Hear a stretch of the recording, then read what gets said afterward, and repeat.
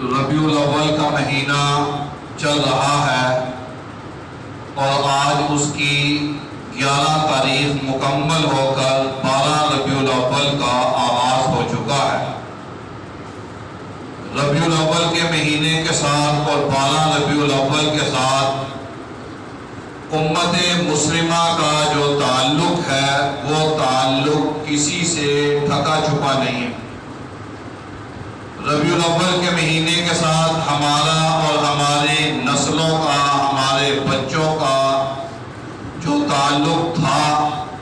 اور جو تعلق ہے اور جو تعلق رہے گا ہماری آنے والی نسلوں کا، وہ کسی سے ڈھکا چھپا جو ہے وہ نہیں ہے۔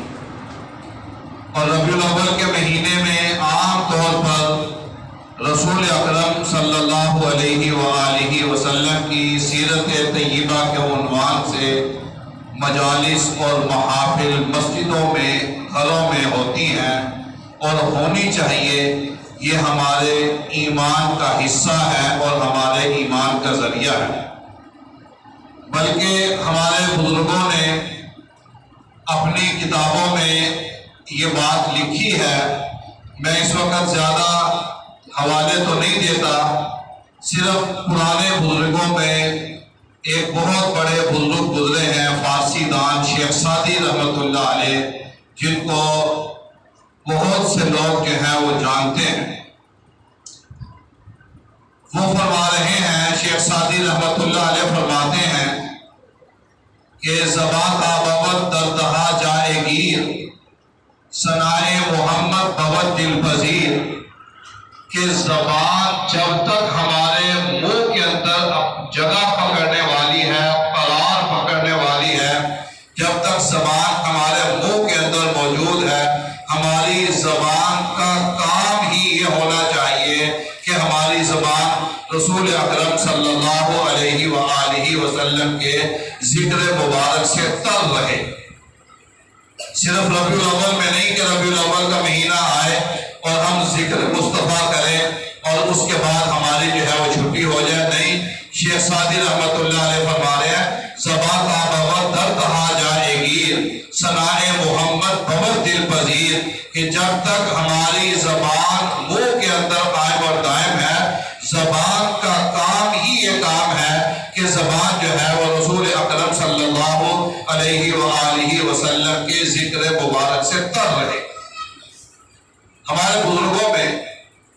حکیم الامت مجدد الملت والدین حضرت مولانا شاہ محمد اشرف علی تھانوی رحمۃ اللہ علیہ، اللہ تبارک و تعالیٰ نے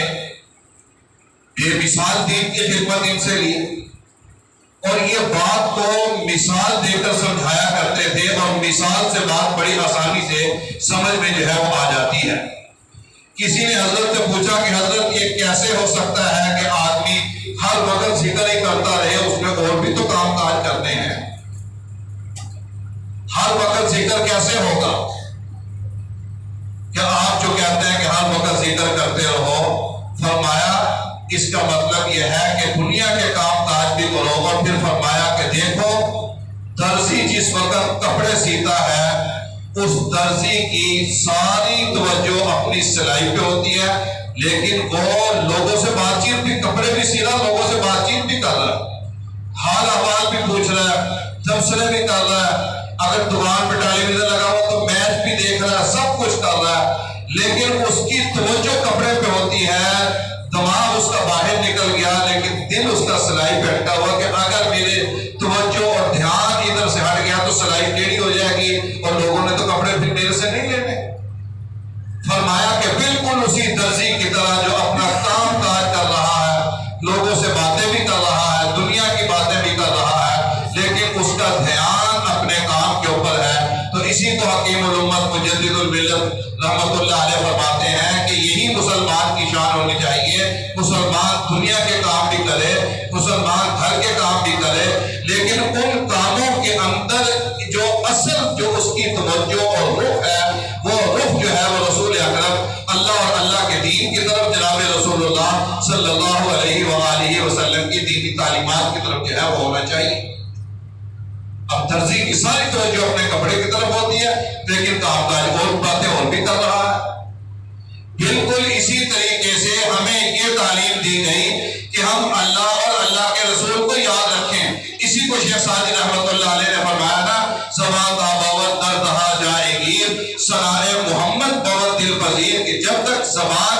منہ کے اندر ہے اس زبان کا اور کوئی کام ہی نہیں ہونا چاہیے سوائے اس کے کہ یہ زبان جو ہے رسول اللہ صلی اللہ تعالی علیہ وآلہ وسلم کی حمد و ثنا جو ہے وہ بیان کرتی رہے. اس لیے میں گزارش یہ کر رہا ہوں کہ ہماری زندگی اس طریقے سے ہونی چاہیے کہ ہماری زندگی کے ایک ایک کام سے محبت رسول جو ہے وہ چھلکے،